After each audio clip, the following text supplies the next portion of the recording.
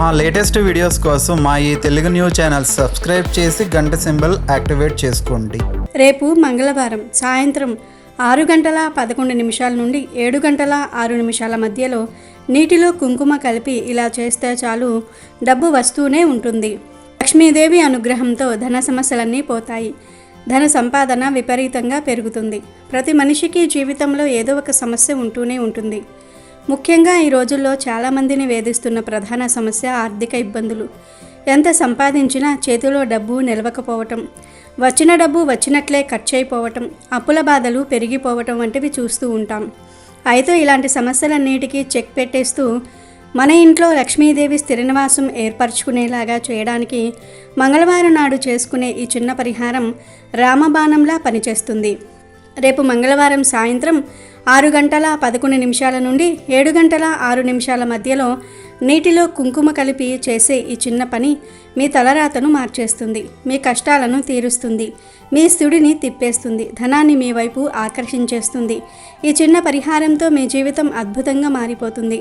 మరి ఇంతకీ ఈ మంగళవారం రోజు నీటిలో కుంకుమ కలిపి ఆ కుంకుమ నీటితో ఏం చేస్తే డబ్బు వస్తుంది అనే విషయాన్ని ఇప్పుడు మనం ఈ వీడియోలో వివరంగా తెలుసుకుందాం. అలాగే మంగళవారం నాడు మనం చేయకూడని తప్పులు ఏంటి, ఆంజనేయ స్వామిని ఎలా పూజించాలి అనే విషయాలను కూడా తెలుసుకుందాం. ఫ్రెండ్స్, ఈ వీడియోని స్కిప్ చేయకుండా చివరి వరకు చూడండి. స్కిప్ చేసుకుంటూ చూస్తే మీకు ఏమీ అర్థం కాదు కనుక శ్రద్ధగా చివరి వరకు చూడండి. ఫస్ట్ అయితే కామెంట్ బాక్స్లో ఓం శ్రీ ఆంజనేయాయ నమః అని కామెంట్ చేయండి. అలాగే ఈ వీడియోకి ఒక లైక్ కొట్టి మా ఛానల్ని కూడా సబ్స్క్రైబ్ చేసుకుని మాకు సపోర్ట్ చేయండి.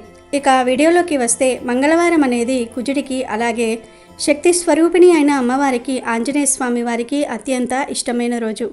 ఈ రోజున చాలామంది తెలియక చేసే కొన్ని పొరపాట్ల వల్ల ఆర్థిక నష్టాలను కొని తెచ్చుకుంటారు.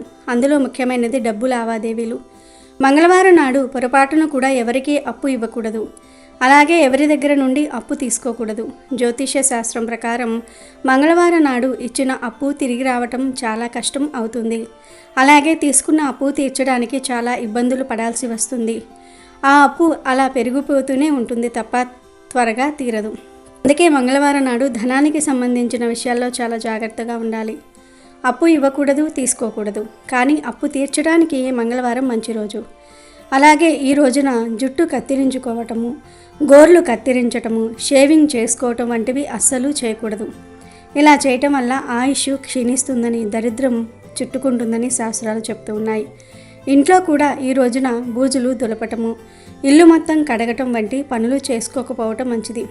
మంగళవారం నాడు ఇంట్లో గొడవలు పడటము, భార్యాభర్తలు బాధించుకోవటం, పిల్లల్ని కొట్టడం వంటివి చేస్తే ఆ ఇంట్లో నెగిటివ్ ఎనర్జీ పెరిగిపోయి లక్ష్మీదేవి ఆ ఇంటి నుండి వెళ్ళిపోతుంది. అలాగే ఈరోజు నల్లటి వస్త్రాలు ధరించటము, ఇనుము సంబంధిత వస్తువులు కొనటం కూడా మంచిది కాదు. ఎవరైతే ఈ నియమాలను పాటిస్తారో వారికి గ్రహదోషాలు త్వరగా తొలగిపోతాయి. ఇక దోషాలన్నీ పోయి అనుకున్న పనులు జరగాలంటే మంగళవారం నాడు ఆంజనేయ స్వామి వారిని భక్తి శ్రద్ధలతో పూజించాలి. హనుమంతుడు అభయ ప్రదాత, ఆపద్బాంధవుడు. స్వామివారిని ప్రసన్నం చేసుకోవడానికి పెద్ద పెద్ద పూజలు చేయాల్సిన పని లేదు. కేవలం మనస్ఫూర్తిగా నమస్కరిస్తే చాలు. మంగళవారం ఉదయాన్నే లేచి స్నానం చేసి దగ్గరలోని హనుమాన్ ఆలయానికి వెళ్ళి స్వామివారికి తమలపాకుల మాల వేస్తే చాలా మంచిది. తమలపాకులో లక్ష్మీదేవి నివాసం ఉంటుంది. అందుకే స్వామికి తమలపాకుల మాల వేస్తే ఆర్థిక కష్టాలు తొలగిపోతాయి. అలాగే స్వామివారికి సింధూరం అంటే చాలా ఇష్టం. మగవారైతే స్వామివారి నుదుటిన సింధూరం పెట్టవచ్చు.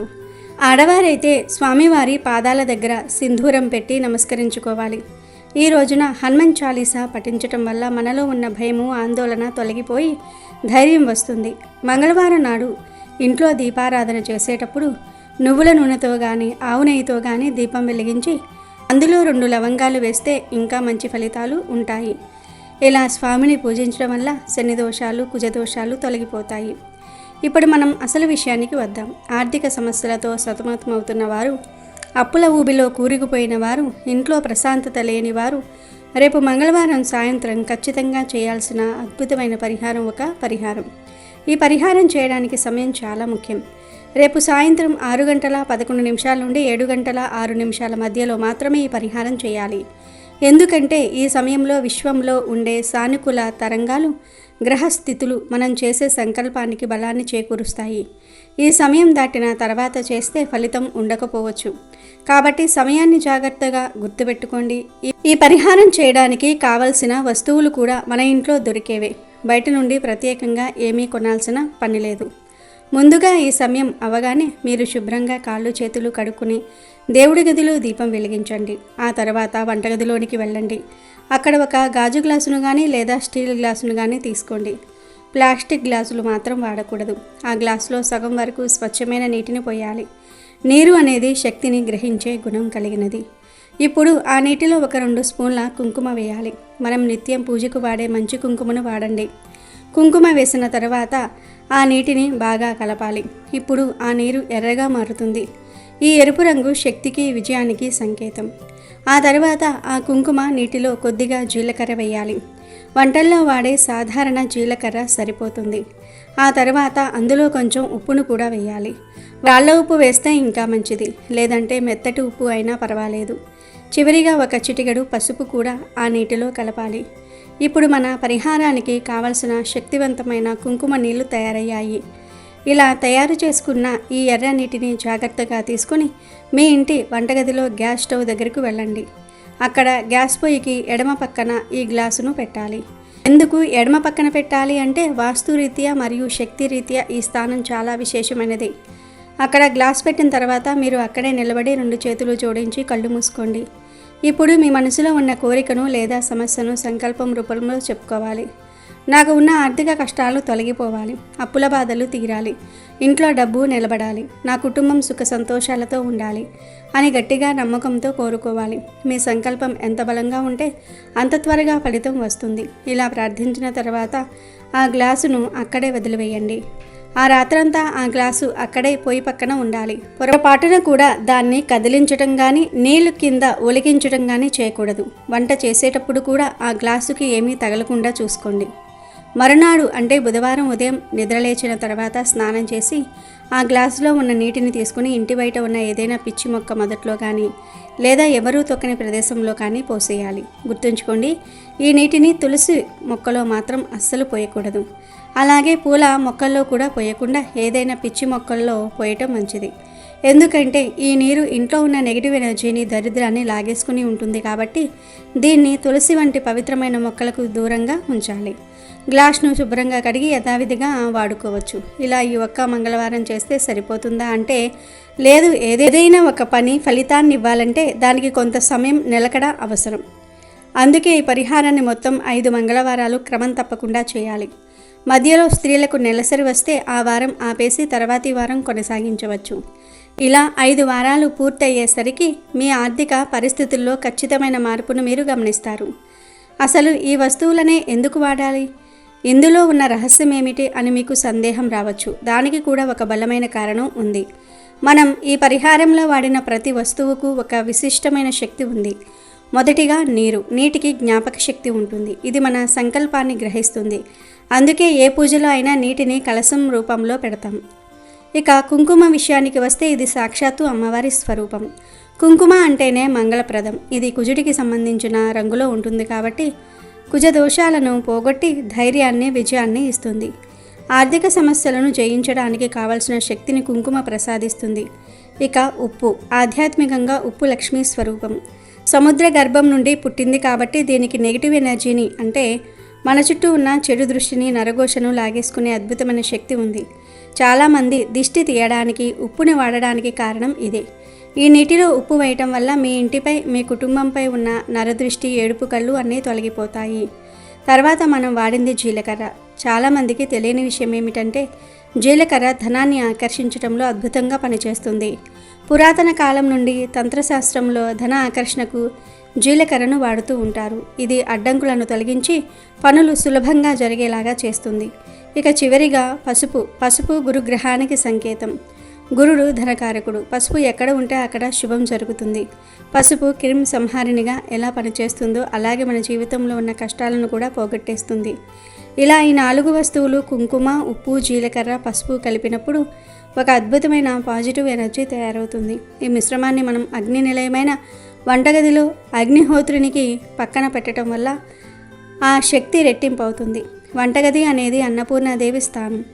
అక్కడ మనం మన కోరికను చెప్పుకోవటం వల్ల అమ్మవారి ఆశీస్సులు మనకు లభిస్తాయి. చాలామంది ఎన్నో పూజలు చేసినా, ఎన్నో పరిహారాలు చేసినా ఫలితం దక్కటం లేదని బాధపడుతూ ఉంటారు. దానికి ప్రధాన కారణం నమ్మకం లేకపోవటం. ఏ పరిహారం చేసినా ఇది చేస్తే నా కష్టాలు ఖచ్చితంగా తీరుతాయి అనే పూర్తి నమ్మకంతో చేయాలి. ఏదో చేశాంలే అని కాకుండా భక్తితో, శ్రద్ధతో చేస్తేనే ఫలితం ఉంటుంది. ఈ 5 వారాల పాటు మీరు ఈ చిన్న పనిని చేస్తూనే మీ ప్రయత్నం మీరు చేస్తూ ఉండాలి. దేవుడు మనకు దారి చూపిస్తాడు, అవకాశాలను ఇస్తాడు, వాటిని మనం ఉపయోగించుకోవాలి. ఈ పరిహారం చేయటం మొదలుపెట్టిన తర్వాత అనవసరమైన ఖర్చులు తగ్గటము, రావాల్సిన బాకీలు వసూలు కావటం, వృత్తి వ్యాపారాల్లో లాభాలు రావటం వంటి శుభ పరిణామాలు జరుగుతాయి. అలాగే ఇంట్లో ఉన్న అశాంతి తొలగిపోయి కుటుంబ సభ్యుల మధ్య సఖ్యత పెరుగుతుంది. ముఖ్యంగా గుర్తుంచుకోవాల్సిన విషయం ఏమిటంటే, మనం ఎంత సంపాదించామన్నది ముఖ్యం కాదు, ఎంత ఆదా చేసాం, ఎంత ప్రశాంతంగా ఉన్నాం అన్నదే ముఖ్యం. ఈ పరిహారం మీ ఇంట్లో ఉన్న నెగిటివ్ వైబ్రేషన్స్ని తీసివేసి పాజిటివ్ వైబ్రేషన్స్ని నింపుతుంది. ఎప్పుడైతే ఇంట్లో సానుకూల వాతావరణం ఉంటుందో అప్పుడు లక్ష్మీదేవి ఆకర్షింపబడుతుంది. లక్ష్మీదేవికి ఇష్టమైన శుభ్రత, ప్రశాంతత, భక్తి మంగళవారం నాడు సాయంత్రం వేళ దీపారాధన సమయంలో సంధ్యావేళ అంటారు కదా, ఆ సమయంలో చేసే ఈ పరిహారం విశేషమైన ఫలితాలను ఇస్తుంది. 6 గంటల 11 నిమిషాల నుండి 7 గంటల 6 నిమిషాల మధ్య సమయం అమృత గడియలతో సమానం. ఆ సమయంలో మీరు విశ్వానికి పంపే సంకేతం ఖచ్చితంగా నెరవేరుతుంది. కాబట్టి రేపు మంగళవారం సాయంత్రం మర్చిపోకుండా శ్రద్ధగా ఈ చిన్న పనిని చేయండి. మీ కష్టాలన్నీ కన్నీళ్ళలా కరిగిపోతాయి. ధనలక్ష్మి మీ ఇంటి తలుపు తడుతుంది.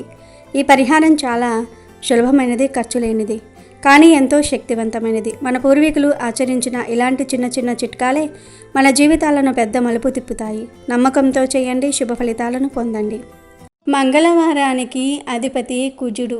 అయితే వారంలో 2వ రోజున మంగళవారం రోజు కొన్ని పనులను పొరపాటున కూడా చేయకూడదని, అదే కొన్ని పనులు చేస్తే శుభం జరుగుతుందని శాస్త్రాలు చెప్తూ ఉన్నాయి.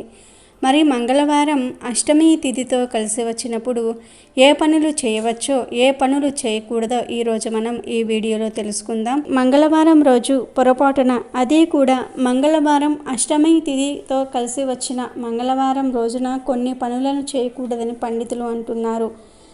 పర్వదినాలు కలిసి వచ్చినటువంటి మంగళవారాలలో ఈ పనులు చేస్తే మరిన్ని దుష్పరిణామాలు ఎదురవుతాయి. సాధారణంగానే మంగళవారం అంటే అందరూ కూడా భయపడుతూ ఉంటారు. మంగళవారానికి అధిపతి కుజుడు. కుజుడంటే నవగ్రహాలలో కోపం ఎక్కువ ఉన్న గ్రహం. అందుకే మంగళవారం రోజు 10 మంది కలిసే కార్యక్రమాలు చేయకూడదు. చేస్తే కోపం ఎక్కువ వచ్చి మాటలలో తేడాలు వస్తాయి. అందుకే మంగళవారం పెళ్ళిళ్ళు, సభలు, సమావేశాలు నిర్వహించరు. మంగళవారం ముఖ్యమైన పనులకు వెళ్తే ఏమవుతుందంటే కుజుడి ప్రభావం వలన కోపం ఎక్కువ వస్తుంది. దాని వలన గొడవలు ఎక్కువ అవుతూ ఉంటాయి. అందుకే మంగళవారం సభలు, సమావేశాలు, పెళ్ళిళ్ళు ఇలాంటివి చేయకూడదు. అంతేకాదు మంగళవారం ఎవ్వరికీ డబ్బు, ఎవ్వరికీ అప్పు కూడా ఇవ్వకూడదు. ఇస్తే తిరిగి రాదు. మంగళవారం పూట యాక్సిడెంట్లు కూడా ఎక్కువగా అయ్యే అవకాశం ఉంది. కాబట్టి మంగళవారం పూట ప్రయాణాలు చేసేటప్పుడు వెల్లుల్లి రబ్బ దగ్గర పెట్టుకొని ప్రయాణం చేయాలి. అప్పుడు యాక్సిడెంట్లు అవ్వవు. అలాగే ఎర్రటి రంగులో కూరగాయలను, పండ్లను, కందిపప్పును, ఎర్ర కందిపప్పును మంగళవారం, అది కూడా అష్టమి తిథితో వచ్చే మంగళవారం రోజు తినకూడదు. మంగళవారం నాడు ఆడవారు తలస్నానం అంటే షాంపూ పెట్టి తలస్నానం చేయకూడదు. మంగళవారం పూట స్త్రీలు జుట్టు విరబూసుకుని తిరగకూడదు. ఇలా ఆడవారు జుట్టు విరబూసుకుని తిరిగితే వారికి ఇబ్బందులు రాకపోవచ్చు, కానీ పక్కవారికి కష్టాలు వస్తాయి, అపమృత్యు దోషాలు ఏర్పడతాయి. మంగళవారం పొద్దెక్కే వరకు కూడా ఆడవారు పడుకుని ఉండకూడదు.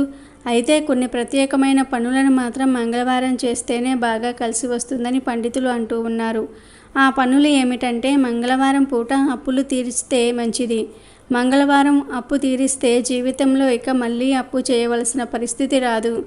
మంగళవారం పూట టీవీలు, ఫ్రిడ్జ్లు రిపేర్లు చేయించుకోవడానికి దీనిని అనుకూలమైన రోజుగా చెప్పుకోవచ్చు. కోర్టు ప్రాబ్లమ్స్ గురించి ముఖ్యమైన వ్యక్తులను కలుసుకోవడానికి మంగళవారం బాగా కలిసి వస్తుంది. వైద్య పరీక్షలు, సర్జరీలు చేయించుకోవడానికి మంగళవారం మంచి రోజు. వైద్యులను కలుసుకొని ముఖ్యమైన సూచనలను వైద్యుల దగ్గర నుండి తీసుకోవాలంటే మంగళవారం ఆ పని చేయండి. అప్పుడు మీకు ఉన్న అనారోగ్య సమస్యలన్నీ కూడా తొలగిపోతాయి. మిరప, అల్లం, ఉల్లి, వెల్లుల్లి, పొగాకు పండించే రైతులు వాటికి సంబంధించిన పనులు ప్రారంభించడానికి కూడా మంగళవారం కలిసి వస్తుంది. కాబట్టి మంగళవారం ఏ పనులు చేయాలి, ఏ పనులు చేయకూడదు అనే విషయాన్ని తెలుసుకుని జాగ్రత్త పడితే ఎలాంటి నష్టాలు రాకుండా ఉంటాయి. మీకు అంతా మంచే జరుగుతుంది. అమెజాన్లో బెస్ట్ డిస్కౌంట్స్ కోసం వీడియో డిస్క్రిప్షన్లో లింకు ఉంది, చూడండి. అలాగే మా టెలిగ్రామ్ ఛానల్ సబ్స్క్రైబ్ చేసుకోండి.